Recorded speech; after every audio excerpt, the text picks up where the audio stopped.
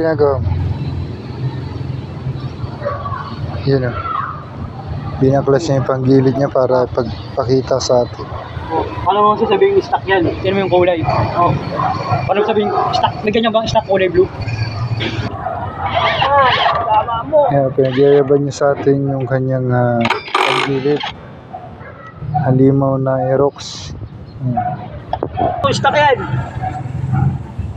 Oh, walang marking. Walang marking. Dumidikit na yung belt mo sa tagal na hindi magamit yung motor. Oh. Walang marking.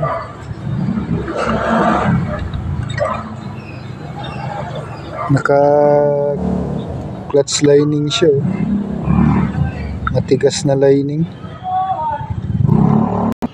Yun, pinapakita niya sa atin yung bola niya.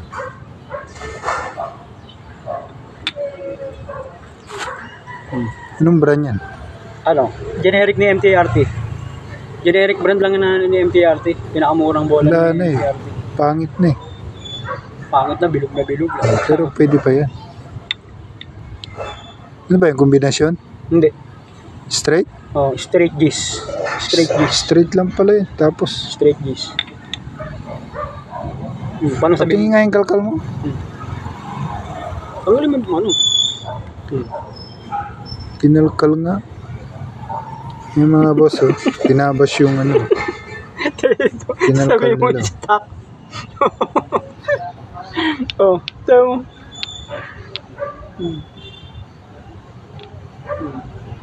Oh, ito, pakita mo. Oo.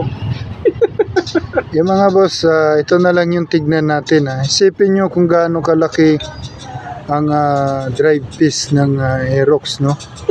Pansinin nyo yung inaabot ng belt. No? Walang Diba? marking yan.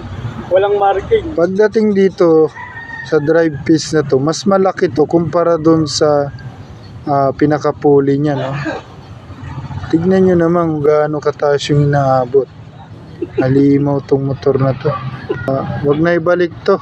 Balik na lang sa stock to. Palitan na lang to. Mga paps, to follow. Bibidyoan pa natin.